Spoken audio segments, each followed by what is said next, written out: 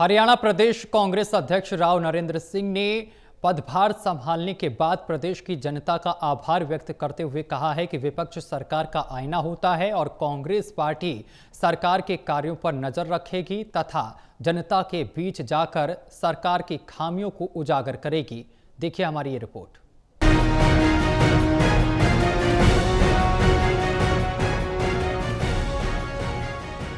हरियाणा कांग्रेस के नवनियुक्त अध्यक्ष राव नरेंद्र सिंह चंडीगढ़ में पार्टी कार्यालय में जिला अध्यक्षों के साथ बैठक की और कहा कि पार्टी के शीर्ष नेतृत्व ने संगठन को मजबूत करने की दिशा में गंभीरता से कदम उठाए हैं। पहले जिलों के अध्यक्षों की नियुक्ति की गई है और अब उन्हें बूथ स्तर पर जिम्मेदारी दी जाएगी ताकि संगठनात्मक ढांचा और मजबूत हो सके। राव नरेंद्र सिंह ने पदभार संभालने के बाद प्रदेश की जनता का आभार व्यक्त करते हुए कहा है कि विपक्ष सरकार का आईना होता है और कांग्रेस पार्टी सरकार के कार्यों पर नजर रखेगी तथा जनता के बीच जाकर सरकार की खामियों को उजागर करेगी। सरकार का आईना होता है विपक्ष हमेशा। सरकार क्या कार्य कर रही है, कौन सा सही है, कौन सा गलत है, वो हमारा काम है लोगों के बीच में लाके रखना, सरकार की कमियों को उजागर करना और जो अन्याय अत्याचार किसी के साथ हो तो उससे पग से पग मिला के खड़ा करना हमारा ये प्रयास है कांग्रेस पार्टी का। राव नरेंद्र सिंह ने आरोप लगाया है कि इस बार मतदाता सूचियों का सही तरीके से पुनरीक्षण नहीं किया गया है। कांग्रेस इस मुद्दे पर कार्य करेगी और साथ ही वोट चोरी जैसे मामलों को भी मजबूती से उठाएगी। उन्होंने दावा किया है कि आने वाले चुनावों में परिणाम कांग्रेस के पक्ष में रहेंगे। जिला अध्यक्षों को भी हमने यही टाल दिया गया है कि जो कार्यक्रम ऑल इंडिया कांग्रेस कमेटी ने चलाया है वोट चोर गद्दी छोड़ के नाम से, ये कोई साधारण कार्यक्रम नहीं है कि भाई विपक्ष में है इसलिए कांग्रेस तो उठा रही है कोई मुद्दा। ये साबित कर दिया जो आपको आदरणीय राहुल जी ने जो सामने दिखाया सबके सामने मंच के ऊपर कि किस तरह से एक एक एड्रेस पे 100-100, 200-200, 300-300 वोट बनाए गए हैं, किस तरह सुबह 4 बजे उठ के कोई बंदा आता है डिलीट कर देता है, किस तरह से एडिशन कर देता है। और बिहार का आपके सामने SIR के नाम के ऊपर आपने 65 लाख लोगों के वोट काट दी और अपनी मर्जी से 20 लाख जोड़ दिए जो उनकी चाहते थे। तो ये चीजें बहुत ही महत्वपूर्ण है। राव नरेंद्र सिंह ने आगे कहा है कि खट्टर साहब के नेतृत्व में हरियाणा में बीजेपी की वापसी संभव नहीं थी, इसलिए उन्हें बदला गया। उन्होंने कहा कि आज प्रदेश में टैक्सों का बोझ बढ़ गया है, हर चीज के दाम आसमान छू रहे हैं, कानून व्यवस्था की स्थिति भी चिंताजनक है। उन्होंने किसानों के लिए बाजरा और अन्य फसलों पर 200 से 500 रुपए प्रति क्विंटल बोनस देने की भी मांग उठाई है।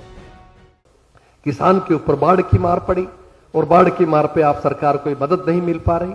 आज सुबह पत्रकार साहब पूछ रहे थे कि प्रधानमंत्री जी आएंगे आप क्या मांग करोगे। मैंने कहा मैं तो यही मांग करूंगा कि हरियाणा को विशेष पैकेज दे। आप कहते मुझे हरियाणा के लोगों से बहुत प्यार है, मैंने हरियाणा में बहुत काम किया है संगठन में, तो आप प्रधानमंत्री हो पिछले इतने सालों से, तो आप हरियाणा के लोगों को ध्यान रखिए। तो पहले तो आपकी बाढ़ की मार रही, फिर MSP नहीं मिल पा रही। कल भी मैंने बताया था कि MSP हमारे राज्य में आप हिसाब देखना कितनी भारी MSP बढ़ाई गई थी हम लोगों ने उस समय। और अब नमी का बहाना बना करके जो खरीद से सरकार इंकार कर रही है, किसान मंडियों में परेशान है।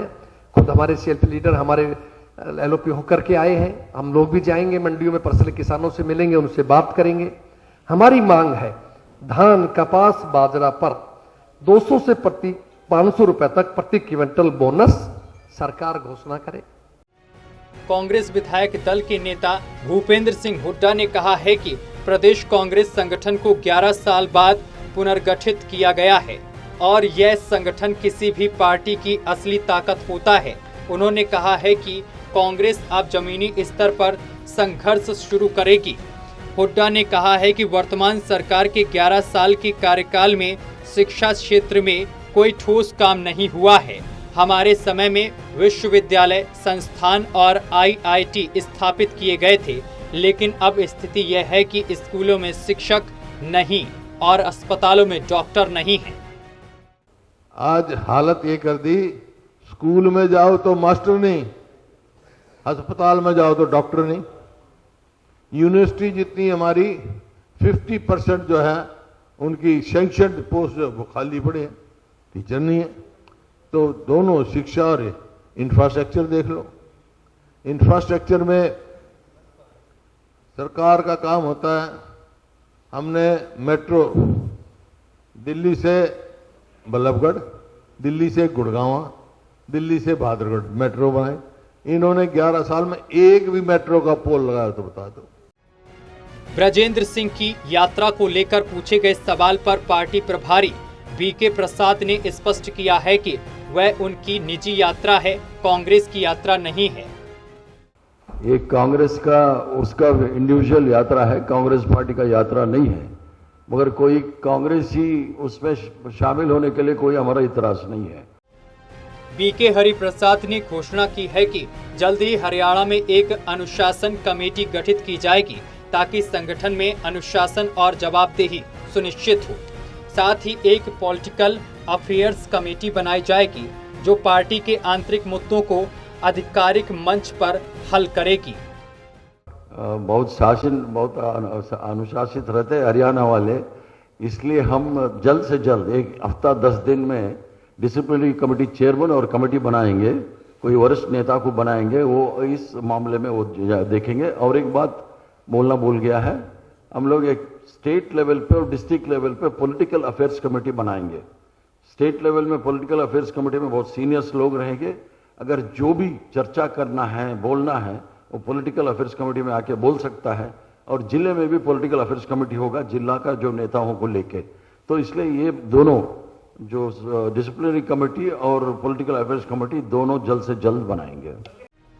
बहरहाल देखना अब ये होगा कि कांग्रेस नेताओं के आरोपों का भाजपा क्या जवाब देती है। Anil Kumar, total news, Chandigarh.